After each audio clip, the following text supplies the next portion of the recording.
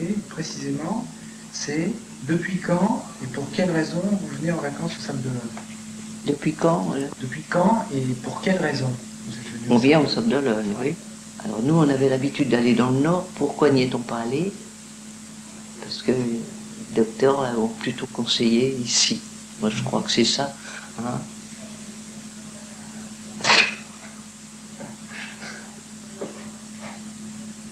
C'est embêtant s'il faut parler depuis qu'elle est. Ah non, c'est pas grave. Non, c'est pas grave. Non. Parlez, non, Bon. ça va, Alors, non, c'est pas en grave. 55, il a été décidé sur conseil des docteurs de, de venir au Sable d'Olonne dans un climat un peu spécial et très doux, de préférence aux plages du Nord. Ouais. Mais Et dans le but que le, la mer, les bains, elle est d'abord trempée doucement les pieds. Il n'y avait pas longtemps qu'elle marchait, puisqu'elle elle n'a marché qu'à 23 mois. Et là, elle avait 2 ans et demi. Alors donc, Ginette est venue avec Dominique et François, bien sûr. les Français. Et elle a d'abord pataugé dans les petites mares très douces, chauffées par le soleil.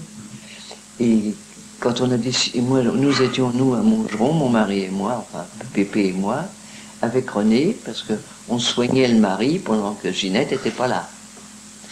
Après, il me l'a reproché, enfin, presque. On était trop, on sollicitait trop nos soins. Et donc, on a décidé là-bas, à Montgeron, il s'ennuyait de sa fille et de sa femme, et des enfants, enfin de François. Et on a décidé de venir aller-retour en une fin de semaine. Ouais. Et à l'époque, donc en 55, là, les rapports entre Ginette et René, c'était comment? Parce qu'elle Ah était- ben là, c'était 55, là, Oui, je oui. parle, 55, hein. L'année 55, Ouais, là. ouais, en 55. Alors, 56, 57. Ah ben, les rapports avec René, déjà, alors avant, nous, on était dans le Nord avec François, avant que la petite soit née. Et là, il y a déjà eu des... Elle l'a laissé beaucoup seule. On ne pouvait pas être tous là-bas. Et là, il a dû y avoir déjà quelque chose. Mais ça, c'est Ginette a mieux le précisé. C'était, en somme, c'était avant que ça avait dû déjà un peu faire la.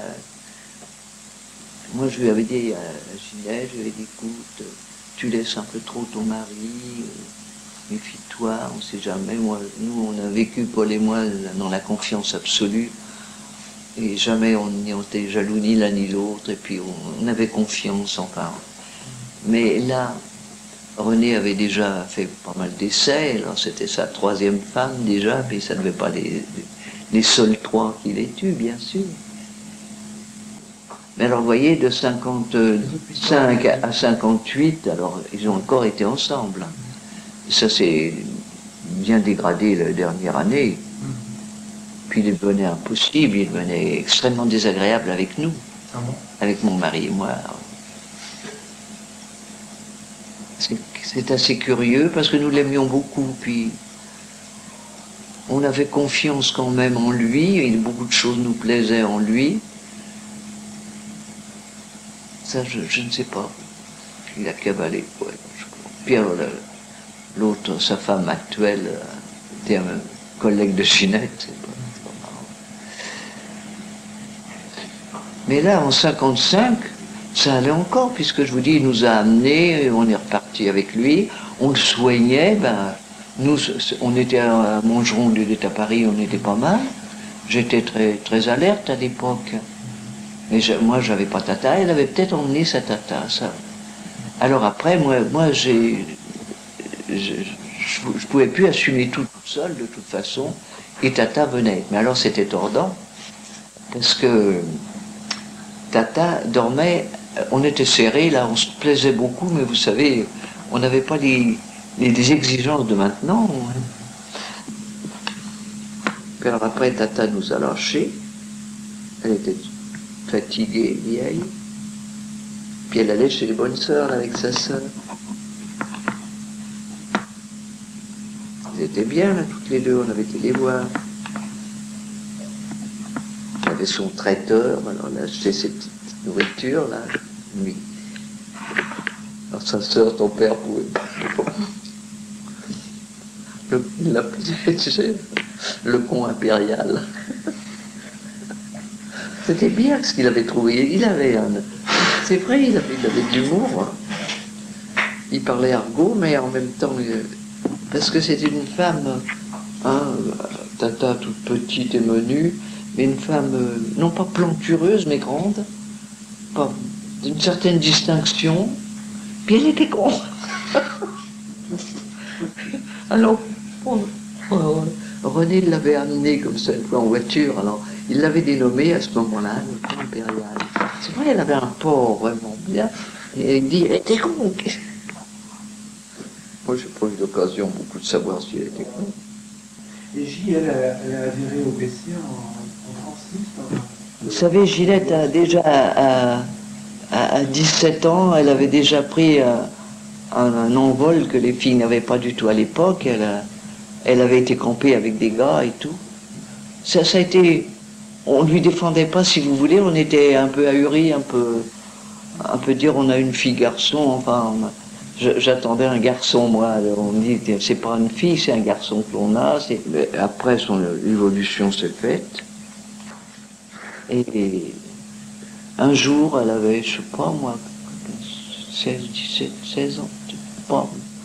Elle a arraché son crucifix, puis elle me l'a jeté comme ça, sur un divan. J'ai rien dit. Mais ça a été un choc pour moi. On avait une fille comme ça, fallait la subir. Le divorce, c'était en 57, c'était en 57, le divorce 58. 58. Donc c'était à quel moment? C'était après le... Enfin, parce que ça s'est passé pendant le moment où vous veniez au sable. Enfin, juste après. Après quoi? Juste après les vacances au sable. Oui. Je sais pas à quelle époque c'était ça quand même. À quel mois ça pouvait être. On était à Paris, quoi. Nous, on était à Paris, puis on était venu passer un dimanche, alors il a fait cette serrée là. Pourtant, il buvait pas, hein, René, on peut pas dire que c'était un impulsif, un violent un peu. Vous étiez déjà engueulé à propos de François, enfin il était très dur avec François. Oui, il était très dur. Alors moi forcément, j'ai élevé François jusqu'à plus de 6 ans, presque 7. Alors il criait, François, il disait « Maman, je verrai toujours Pépé et Mémé, je verrai toujours Pépé et Mémé, mais oui, tu les verras, mais oui. » Il disait « Pépé est parti, c'est fini. » Il aimait beaucoup son grand-père, parce qu'il s'en est beaucoup occupé. On l'a emmené à Menton, après son grand-père le sortait, il allait pour les trains mécaniques, les trains électriques, je ne sais pas quoi. Il avait... À partir de cet âge-là, il avait plus son père, quoi. Alors mon mari a remplacé un père un peu.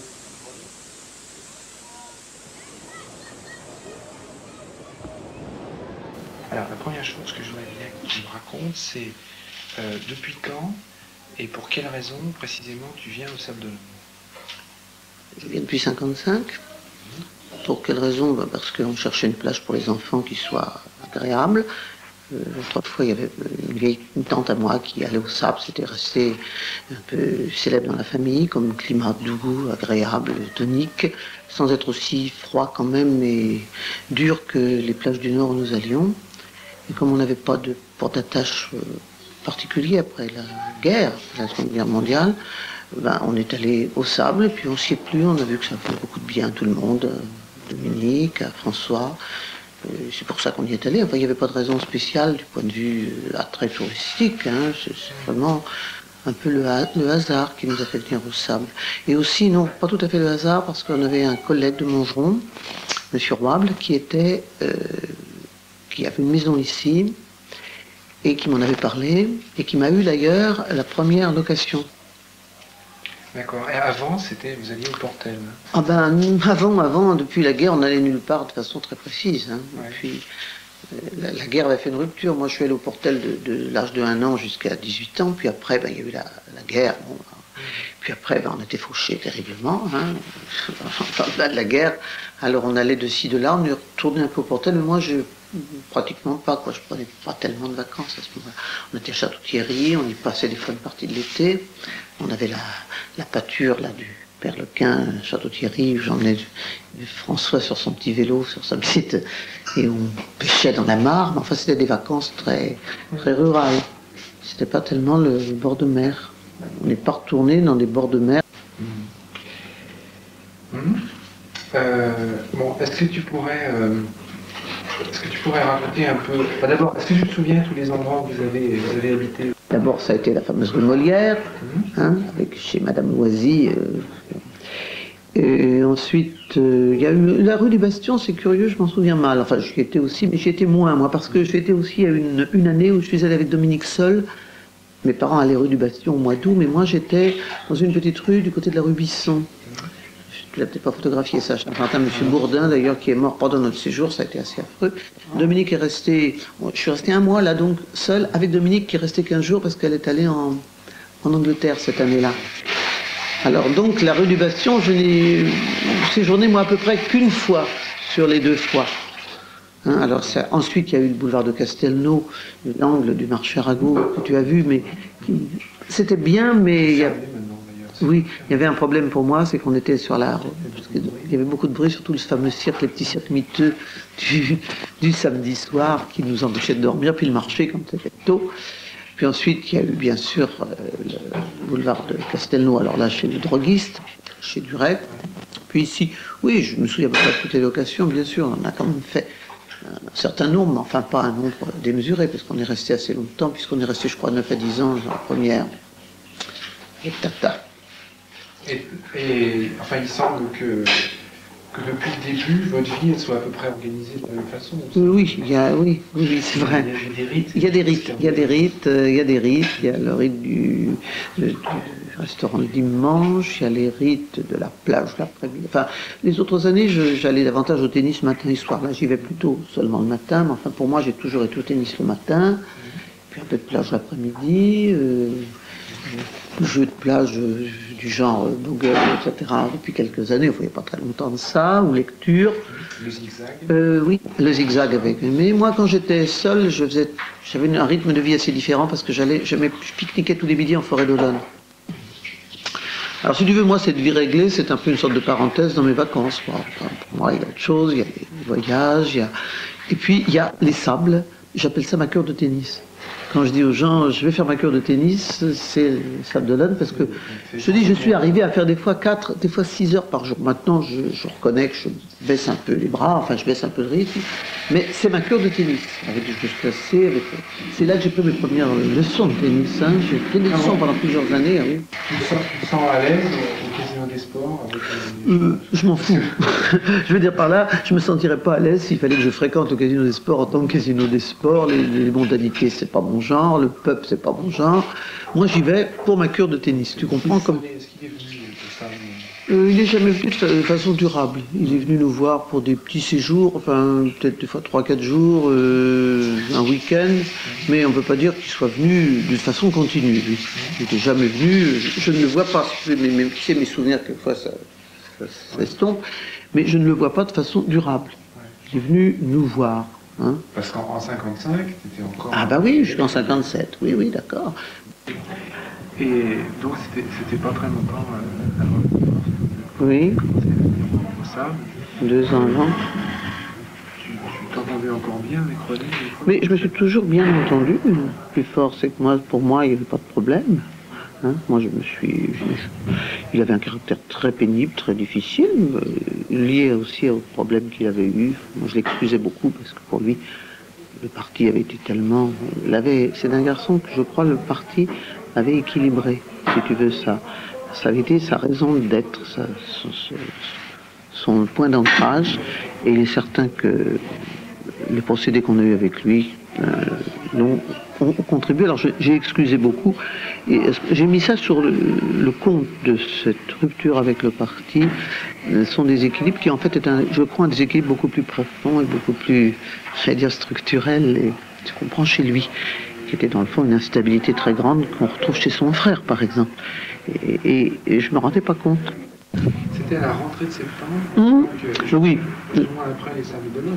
Ah non, non, ça n'avait rien à voir avec les Sables d'Olonne, ça avait à voir avec l'Italie. Bon, je n'avais fait la bêtise, je me dis, des choses qui ne se font pas, d'emmener cette Marie-Thérèse qui était une fille assez déséquilibrée sur le plan. D'ailleurs, elle l'est toujours, puisqu'elle est en grande déprime actuellement, mais en plus qui tenait absolument à avoir un enfant, qui avait déjà demandé en mariage un collègue en salle des professeurs, qui avait été fiancé avec un collègue de Poncheron, puis ça n'a pas marché, qui se jetait un peu la tête de certains, et puis je l'ai emmené, on s'est retrouvé à Florence, pardon, pas à Venise, on était à Venise après, à Florence. On s'est retrouvés, Jeanne et Françoise, et puis nous trois, avec Marie-Thérèse, et Jeanne est partie, on a fait le voyage à 4, et puis bon, c'est là que, c'est à Venise notamment, que les choses, l'irrémédiable s'est fait. Enfin, l'irrémédiable. Oui, tout à fait. Enfin, ça fait tout à fait. Mais moi, encore une fois, naïve et me confiant à Françoise, enfin, c'était tout à fait marrant. Enfin, tout ça, on a même retrouvé des gens de Château-Thierry, les Menchek, qui sont venus avec nous à Florence. Enfin, non, non, ça n'a aucun rapport avec les Sables d'Olonne. Les Sables d'Olonne, j'y avais été comme d'habitude, quoi. En 57, comme j'y allais tous les ans, je te dis, j'avais dû y aller, puis mes parents ont dû venir en août.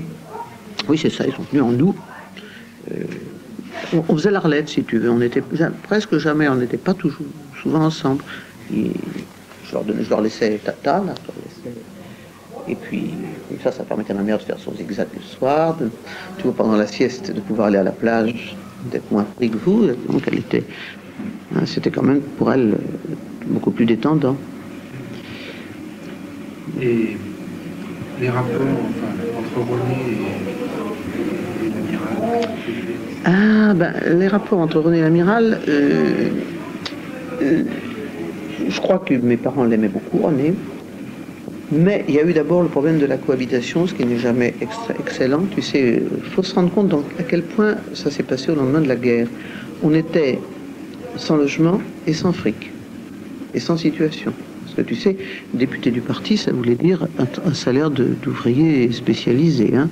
Moi, je ne pouvais même pas, parce que femme de député, obtenir une bourse pour mes études. Alors j'en ai eu une fausse, donnée par le parti, l'équivalent d'une bourse d'études, et qu'on a rendue intégralement. Donc on était excellent.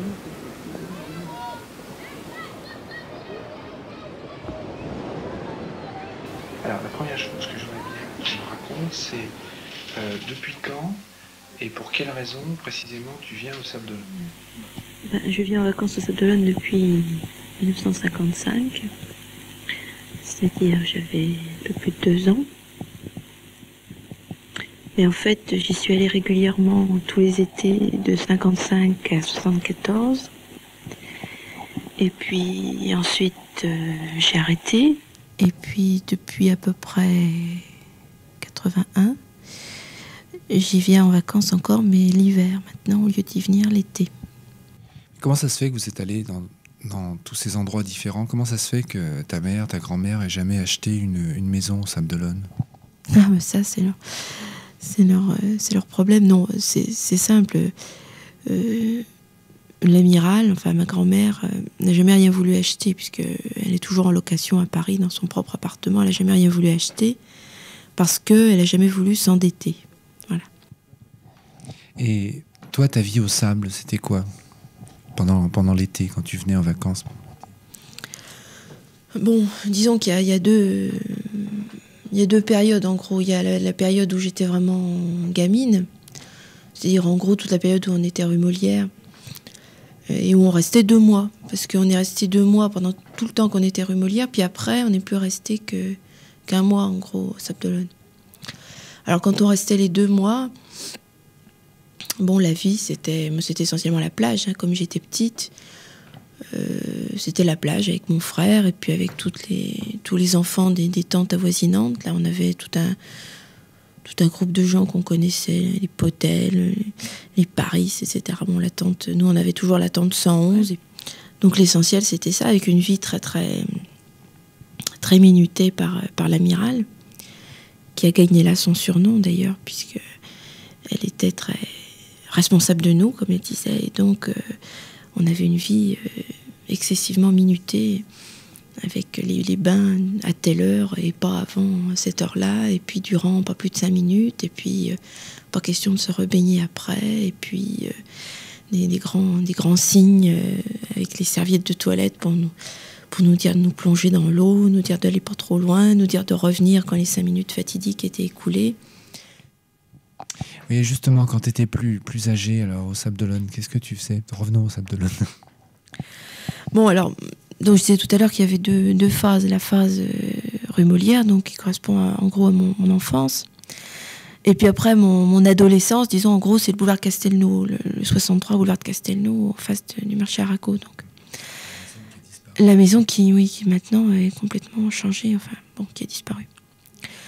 Oui, alors là, qu'est-ce que je faisais? Bon, d'abord, j'étais le désespoir de ma mère parce que je voulais pas faire de tennis. Bon. Ça, c'était un principe de base. Je voulais pas faire de tennis, bon, essentiellement parce qu'elle en faisait et que ça me faisait suer de l'avoir fait 6 heures de tennis par jour. J'avais pas envie de faire comme elle du tout. Donc, a priori, j'ai pas fait de tennis. Donc, on était tous les 4, hein, c'est-à-dire, encore une fois, Pépé, Mémé, J et moi. Bon. Et alors, J, donc, passait ses jours au tennis, hein, de 8h du matin à midi, et puis de 4h à 6-7 heures le soir. Elle y était sans discontinuer. Et moi, donc, ça me faisait un peu suer le tennis. Alors, il a fallu me trouver une autre occupation, absolument. Parce que Gilles, vraiment, elle ne pouvait pas supporter que je reste sur la plage comme ça, à bouquiner, simplement, à me baigner. Enfin, bon. Alors, comme autre occupation, on m'a trouvé l'équitation. Alors, en fait, le cheval, bon, j'en faisais depuis longtemps. Et donc, j'ai recommencé à en faire au sable.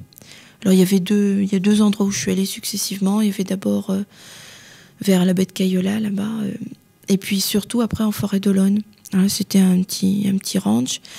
Moi, c'était bien parce que on pouvait partir, on nous donnait le cheval et puis on partait se promener comme ça en forêt, tranquille. On n'avait pas à faire de manège ou de trucs comme ça. À partir du moment où on savait à peu près se tenir à cheval, hop, on pouvait aller se promener. Moi, c'était ça qui m'intéressait, c'était d'aller me promener. Et bon, pour Gilles, c'était une justification à mon existence sur Terre, si je puis dire. Enfin là, à partir du moment où je faisais quelque chose, je faisais un sport, bon, je pouvais passer l'après-midi tranquillement à la plage. Et puis après, il y a eu une autre période à partir de 69, 70. Alors là, j'ai commencé à aller au Casino des Sports. Là non plus, toujours pas, enfin, pour faire du tennis. Je continuais le cheval par ailleurs, mais parce que j'étais entrée en relation avec une autre bande de copains qui n'étaient plus tout à fait les copains de plage. Enfin, il y avait d'anciens copains de plage comme Gilles Potel qui en faisait partie. Mais c'était des gens qui étaient des enfants, en fait, de tennismen qui faisaient du tennis avec J. Bah, disons que par rapport aux Sables d'Olonne, moi, les Sables d'Olonne ont toujours été pareils dans mon souvenir. C'est-à-dire qu'il y avait Pépé et Mémé, donc c'était la base essentielle. Et puis J de temps en temps, entre 2 voyages. Bon. Et bon, papa n'a jamais été présent aux Sables d'Olonne, donc par rapport aux Sables d'Olonne, j'ai absolument vu aucun changement. Par rapport à la vie à Montgeron, ça m'est très difficile parce que je ne sais pas si c'est volontaire ou non. Enfin là, c'est au niveau du subconscient, mais j'ai aucun souvenir de la vie avec papa, donc je ne peux pas dire si j'ai été frappée d'un changement. Tout ce que je peux dire, c'est que on m'a dit à l'époque, je pense qu'ils n'ont pas voulu me dire qu'il y avait un divorce. Enfin, ils n'ont pas voulu me le dire franchement ou bon. Ils m'ont dit que François et moi, donc les enfants, on faisait trop de bruit dans la maison et que papa était obligé de prendre un bureau à l'extérieur pour recevoir ses clients, etc., puisqu'il était comptable. Donc, c'était pour ça qu'il n'habitait plus tout à fait avec nous. Mais ceci dit, il venait prendre le petit déjeuner avec nous et il l'a fait pendant des années. Donc, moi, j'y ai cru. Au début, je pense que j'y ai cru. J'avais 4 ans et demi. Bon, je ne me suis pas posé de problème particulier. Et puis après, au fur et à mesure que les années passaient, je pense que j'y ai cru de façon de plus en plus volontariste. C'est-à-dire que je voulais y croire.